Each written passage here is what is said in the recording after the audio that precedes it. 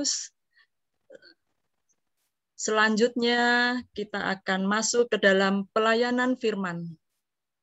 Dimohon kepada Bapak Rahmat untuk waktu dan tempat, disilahkan. Baik, terima kasih Ibu Yuni, juga Bapak Ibu, serta saudara sekalian. Mari kita siapkan hati kita untuk kita sama-sama membaca firman Tuhan dan juga mengalami kehidupan bersama dengan Tuhan. Kita berdoa. Tidak mudah bagi kami untuk bisa tenang dalam situasi seperti ini ya Tuhan.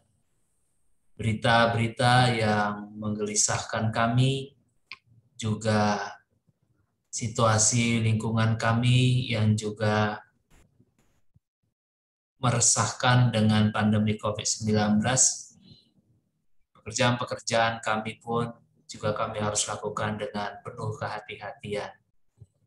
Tapi Tuhan, kami tidak ingin kehilangan peristiwa penting ini, karena kami ingin menjalaninya bersama dengan Tuhan. Kami ingin mengalami kehidupan yang damai dan tenang, bukan karena situasi, tetapi karena ada Tuhan yang menyertai dan hadir dalam hidup kami. Hingga firman yang kami akan baca dan renungkan merupakan bagian perjumpaan kami dengan Tuhan, hingga memberikan kami tetap kekuatan, kedamaian, dan ketenangan. Roh Kudus sertailah hamba-Mu dan setiap kami dalam merenungkan firman Tuhan ini. Dalam Kristus kami berdoa. Amin. Bapak Ibu serta saudara sekalian, bacaan firman Tuhan akan saya ambil dari 1 Raja-Raja, firman Tuhan dari 1 Raja-Raja 19. Saya akan membacakan mulai dari ayat yang pertama sampai ayat yang ke-10. Ketika Ahab memberitahukan kepada Izebel segala yang dilakukan Elia dan perihal Elia membunuh semua nabi itu dengan pedang, maka Izebel menyuruh seorang suruhan mengatakan kepada Elia, "Beginilah kiranya para Allah menghukum aku, bahkan lebih lagi daripada itu. Jika besok kira-kira pada waktu ini aku tidak membuat nyawamu sama seperti nyawa salah seorang dari mereka itu, maka takutlah ia, lalu bangkit dan pergi menyelamatkan nyawanya, dan setelah sampai ke Berseba yang termasuk wilayah Yehuda, ia meninggalkan bujangnya di sana. Tetapi ia sendiri masuk ke padang gurun sehari perjalanan jauhnya, lalu duduk di sebuah pohon arar. Kemudian ia ingin mati, katanya, "Cukuplah itu, sekarang ya Tuhan, ambillah nyawaku, sebab aku ini tidak lebih baik daripada nenek moyangku." Sudah itu ia berbaring dan tidur di bawah pohon arar itu. Tetapi tiba-tiba seorang malaikat menyentuh dia serta berkata kepadanya, "Bangunlah, makanlah." Ketika ia melihat sekitarnya, maka pada sebelah kepalanya ada roti bakar dan sebuah kendi berisi air. Lalu ia makan dan minum, kemudian berbaring pula. Tetapi malaikat Tuhan datang untuk kedua kalinya dan menyentuh dia serta berkata, "Bangunlah, makanlah, sebab kalau tidak, perjalananmu nanti terlalu jauh bagimu." Maka bangunlah ia, lalu makan dan minum, dan oleh kekuatan makanan itu, ia berjalan 40 hari 40 malam lamanya sampai ke gunung Allah, yakni gunung Horeb. Di sana masuklah ia ke dalam sebuah gua dan bermalam di situ. Maka firman Tuhan kepadanya demikian. Apakah kerjamu di sini, hai Elia? Jawabnya, aku bekerja segiat-giatnya bagi Tuhan Allah semesta alam. Karena orang Israel meninggalkan perjanjianmu, meruntuhkan mesbah-mesbahmu, dan membunuh nabi-nabimu dengan pedang.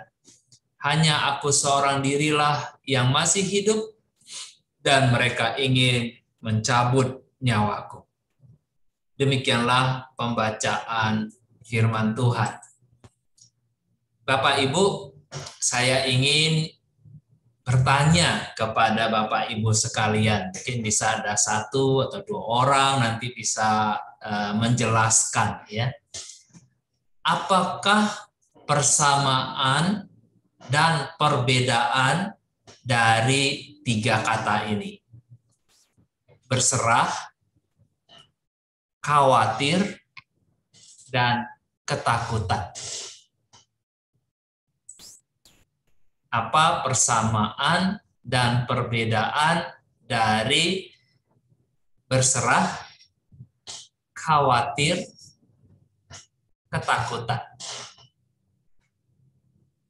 Ada yang ingin memberikan pandangannya ataupun jawabannya?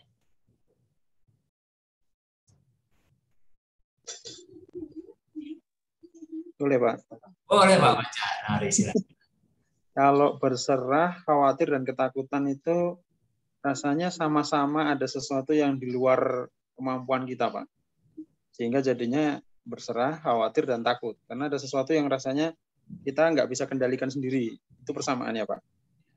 Kalau perbedaannya pada cara menghadapinya kayaknya, Pak. Kalau berserah, lebih ke kita kayak berdoa, ya mohon kekuatan, itu berserah sih, Pak. Kalau khawatir hanya memikirkan kemungkinan nanti kalau ini bagaimana, kalau ini bagaimana. Kalau ketakutan yang paling ini kayaknya tingkat yang sudah kayaknya nggak bisa melakukan apa-apa lagi, Pak. Kalau sudah takut itu kan sudah apa ya, jadinya mau melakukan apa, mengambil tindakan untuk menghadapi itu jadi malah nggak kepikiran lagi, karena hanya takut toh itu yang menguasai. Kayaknya gitu, Pak. Oke, terima kasih. Satu orang lagi ya. Nanti Bu Omega akan kasih door prize bagi yang jawabannya benar.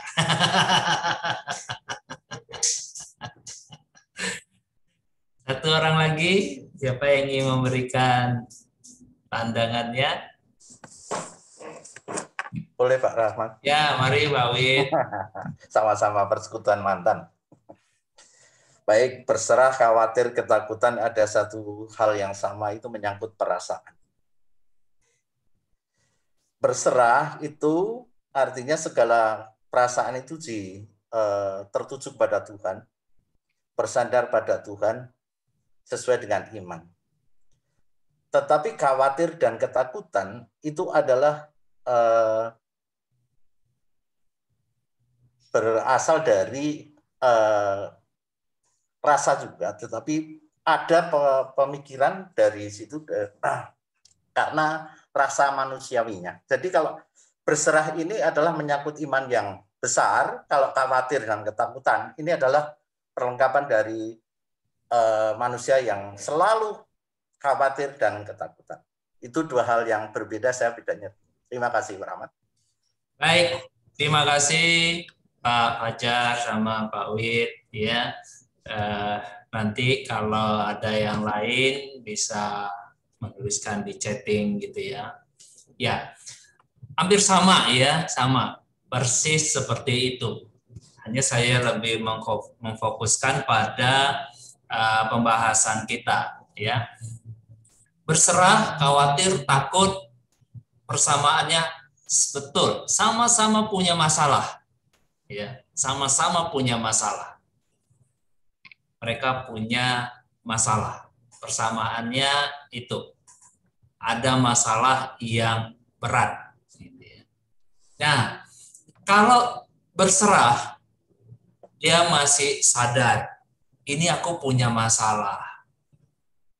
ada kesadaran yang masih baik begitu ya. Saya punya masalah ini. Lalu dia masih punya keyakinan. Masalahku, dia sadar aku punya masalah. Lalu kesadaran itu membawa kepada iman yang kuat. Hingga iman itu mendorong dia untuk membawa masalah ini kepada Tuhan. Itu dia berserah kepada Tuhan. Jadi imannya masih kuat begitu ya. Juga masih sadar ada kekuatan iman. Itu berserah. Masalah itu disadari, lalu kesadaran itu mendorong dia untuk melangkah dalam langkah imannya, itu membawa kepada Tuhan. Dihadapin bersama-sama dengan Tuhan. Nah, kalau khawatir, saudara ini sudah mulai ragu-ragu. Sadar sih ya, tapi sudah mulai setengah-setengah ini ya, antara ini masalah harus saya jalani atau ini menghancurkan saya ya. Sudah mulai setengah-setengah ini antara kesadarannya itu memang ini masalah yang akan dihadapi dengan selesai atau enggak selesai ya. Nah, itu juga berdampak kepada apa? Imannya. Benar nggak sih Tuhan mampu menyelesaikan ini? Ada nggak ya cara Tuhan ya? Tetap meyakini ada Tuhan. Tapi imannya sudah mulai ragu-ragu. Kira-kira Tuhan akan tolong nggak ya? Atau selesainya ini seperti apa ya? Nah, mulai muncul pertanyaan-pertanyaan yang membawa kepada keraguan-raguan. Ya, kalaupun selesai, tapi selesainya bagaimana? Kalau tidak selesai, ya sudah. Ya, jadi antara selesai atau tidak selesai. Ya, jadi ada keraguan-raguan di situ. Nah, kalau takut, inilah yang akan kita bahas. Ya, sudah sama sekali tidak sadar. Tingkat kesadaran itu sudah sangat rendah. Berdampak pada apa? Imannya pun sudah tidak lagi mempunyai kekuatan. Ya, sudah hopeless. Bapak Ibu, saya ingin mengajak kita untuk melihat problem yang dihadapi Elia. Ini seorang yang dicatat di dalam Alkitab kita, yang keseharian hidupnya betul-betul berjalan real dengan Tuhan. Ternyata Bapak Ibu, degradasi yang dialami Elia juga sangat mungkin akan kita hadapi. Siapapun kita, termasuk saya, ya, termasuk saya. Ketika Elia dipanggil oleh Tuhan, dia sadar ada Tuhan. Dan Tuhan itu kekuatan dia. Dan ketika semakin jauh Bapak Ibu, dia melangkah. Tantangan pekerjaan dia semakin berat. Dan sampai pada puncaknya bacaan kita pada hari ini. Seorang Isabel, seorang perempuan yang mengancam jiwanya. Akan membunuh, baru akan membunuh Elia. Saudara, kita lihat masalah itu membuat Elia takut. Bukan lagi dia khawatir, tapi sudah ketakutan. Apa indikasi Elia takut? Saudara, dia lari. Dia lari ingin menyelamatkan nyawanya. Bahkan saudara ketika sampai di padang gurun pun dia suruh bujangnya untuk tinggal di situ. Dan dia melanjutkan seorang diri. Seorang diri dia ingin mati. Saudara, ketakutan membuat Elia kehilangan kesadaran dan imannya. Bukankah sebelumnya Tuhan jelas menunjukkan kepada Elia kehadirannya dan kekuatan apa? kekuatan iman dan kekuatan Allah hadir dalam hidup Elia. Saudara, ada banyak mukjizat-mukjizat yang dialami oleh Elia. Bahkan konteks yang terakhir, dia bisa mengalahkan banyak nabi-nabi Baal dalam suatu pertarungan yang ajaib. Dan juga sebelum-sebelumnya bagaimana Elia dipelihara oleh burung gagak, ya. Tuhan merawat dia dengan ajaib. Saudara, saking takutnya, ketakutan yang ada pada Elia, dia lupa semua itu.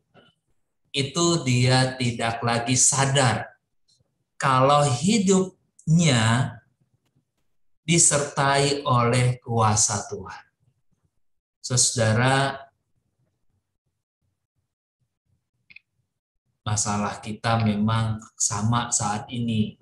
Saya sadar dan kita semua juga sedang mengalami, harus kita sadar ada masalah.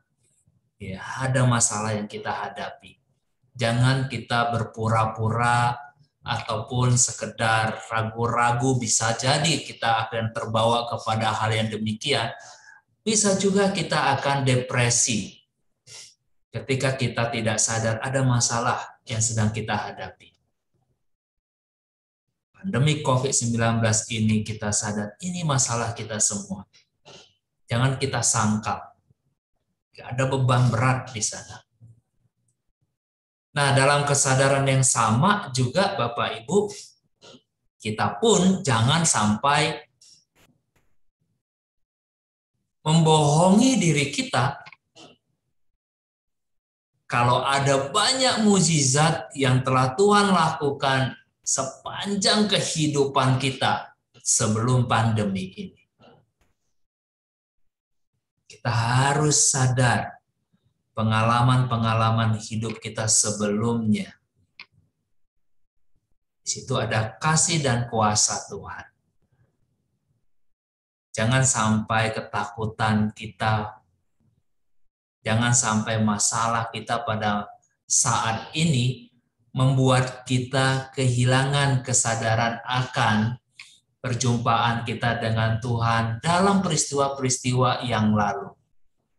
Bagaimana kita dilahirkan, bagaimana kita bisa bertumbuh, bagaimana kita bisa mengalami masa-masa yang sulit saat pendidikan, saat mulai berkarir, saat dalam pekerjaan-pekerjaan kita, masalah-masalah sulit yang dulu pernah kita hadapi. Saudara, itu bukan sebuah masa lalu yang tidak ada artinya bagi kita. Kalau peristiwanya sudah berlalu, tapi Tuhannya tidak berlalu. Kasih dan kuasa Tuhan tidak hilang dengan peristiwa-peristiwa yang berlalu ini. Menarik kalau kita lihat, saudara, bagaimana Tuhan mempastoral Elia dengan sabar. Rasa takut yang dialami oleh Elia membuat dia merasa sendiri. Tidak ada Tuhan. Bahkan, saudara, dia pun ingin mati. Tidak punya semangat, tidak punya harapan. Rasa takut yang kedua membuat kita merasa sendiri dan tidak mampu. Bapak Ibu, kalau kita lihat, Tuhan tidak menghakimi Elia dalam depresi yang kuat pada saat itu. Setelah Tuhan mempastoral Elia dengan apa? Bersama-sama melewati masa depresi yang berat itu. Tuhan mengutus malaikatnya dengan apa? Memberi dia makan. Enggak hanya sekali. Tuhan memberi dia makan 2 kali. Tuhan tidak menempeleng Elia pada saat dia mau mati, pada saat dia putus asa. Tuhan tidak menghakimi Elia dan Tuhan tidak mengutus malaikat dalam wajah ataupun jubah yang sangar gitu ya, supaya Elia sadar kalau dia telah meragukan dan telah melupakan Tuhan. Saudara, Tuhan mempastoral Elia dengan sangat baik. Dia sabar dengan Elia, memberi dia makan dan mengatakan, Elia makanlah. Elia nurut, lalu dia masih lemas, masih tidak bersemangat, dia tidur lagi, ya, dia berbaring dan pengen mati. Tuhan berikan dia lagi pastoral yang menguatkan. Tuhan ada bersama dengan dia. Sampai akhirnya Elia punya kemampuan dan dia sadar kasih Tuhan yang menguatkan dia. Dan dia melakukan perjalanan 40 hari, saudara. Perjalanan yang cukup panjang. Bapak Ibu, kalau kita lihat apa yang dilakukan Tuhan, dia tahu kelemahan Elia. Dan Tuhan pun tahu kelemahan kita. Masalah ini membuat kita menyadari kita sangat lemah, kita sangat rapuh. Tapi saudara, pastoral Tuhan ya memberikan Elia semangat, memberikan dia kekuatan. Dalam masalah-masalah yang kita hadapi, saudara, pada saat ini, mari kita melihat peristiwa-peristiwa ini bukan sesuatu yang menghakimi atau menghukum kita. Tetapi mari kita lihat masalah-masalah dan peristiwa hari demi hari, waktu demi waktu yang sedang kita jalani ini bagian dari apa? Pastoral Tuhan bersama dengan kita. Bagaimana Tuhan menolong kita dengan hal-hal yang kecil menurut kita. Tapi itulah strateginya Tuhan. Jadi jangan kita abaikan hal-hal yang kecil yang hadir di sekitar kita. Ya. Seperti kesaksian Bu Rahmat tadi ya. Seringkali kita menganggap kalau kesaksian itu udah sesuatu hal yang luar biasa, besar begitu ya. Secara pastoral Tuhan tidak bicara soal mukjizat dan hal-hal yang besar, tidak.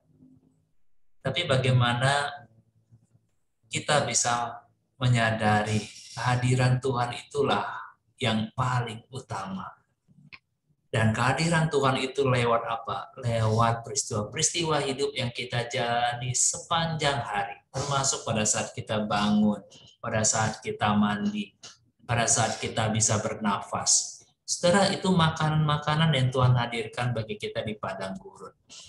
Pada saat Tuhan mengingatkan kita dengan persekutuan-persekutuan, dengan firman-firman, dengan WA-WA yang menghibur, menguatkan. Saudara, itu makanan-makanan yang Tuhan sediakan dalam pergumulan kita pada saat ini. Mari kita nikmati. Mari kita sadari Allah lah yang mengutus para malaikat-malaikat yang tak bersayap itu dalam kehidupan kita. Yang memberikan kita semangat, memberikan kita kekuatan. Karena apa? Ada Tuhan. Kebersamaan kita dengan Tuhan menghilangkan ketakutan. Dan yang terakhir, saudara, ketika Elia sudah sedikit lebih nyaman hidupnya, dia berada di goa. Ya, dia berada di goa. Baru Tuhan tanya kepada Elia, apa kerjamu di sini? Saudara, baru Tuhan berdiskusi sama Elia. Baru Tuhan berdialog dengan Elia. Baru dia bertanya kepada Elia. Dan kita lihat Elia pun masih belum pulih dari takutnya. Dengan dia berkata, udahlah cukuplah Tuhan. Ya, aku sama dengan nenek moyang yang lain. Yang akhirnya hidup mereka apa? Mati. Tersiksa dengan apa? Pekerjaan-pekerjaan itu. Saudara, Rasa takut itu membuat Elia menyamakan dirinya dengan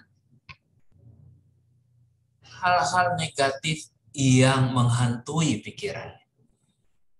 Melihat keseluruhan hidup dia itu dari hal yang negatif, pesimis, tidak ada rancangan Tuhan yang mulia yang telah dia lakukan. Hanya semuanya sepertinya sia-sia.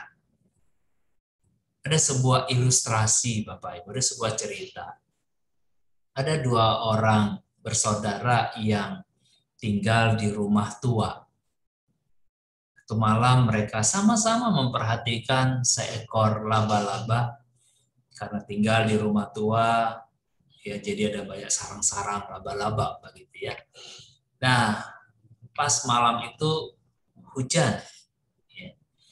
Jadi angin menerpa sarang dari ataupun jaring dari laba-laba ini hingga rusak.